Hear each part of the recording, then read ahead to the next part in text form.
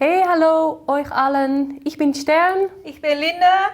Wir beiden haben zusammen Collagen für die Illustrationen im Buch König und König gemacht. Wir möchten euch einladen, eine eigene Collage zu erstellen. Jeder seine eigene oder eine Collage in Zusammenarbeit mit der ganzen Familie, wie ein Gesamtkunstwerk. Zu Ehren des Familienfests aller meine Farben. Macht euer eigenes Familienporträt, gleich dem einer echten königlichen Familie.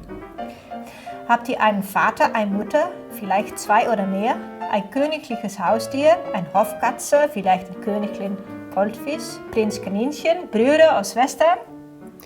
Ihr verwendet dafür alle Arten von schönen Zeichensachen.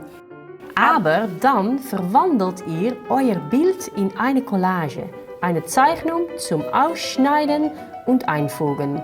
Dazu klebt ihr alle möglichen schönen Stoffe und Papiere auf eure Zeichnung.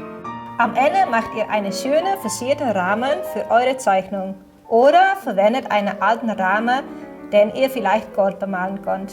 Material: Papier, Pappe, Bleistifte, Kugelschreiber, Radiergummi, Farbe, Marker, Stoffe und Papiere, Schere, Kleber. etwas, das ihr als Rahmen dekorieren könnt. Wir freuen uns auf eure königlichen Familienporträts. Viel Spaß beim Gestalten und liebe Grüße von uns beiden. Tschüss! Tschüss! Wenn ihr eure Werke mit uns teilen möchtet, nutzt die Hashtag allmeinefarben oder Hashtag AMF.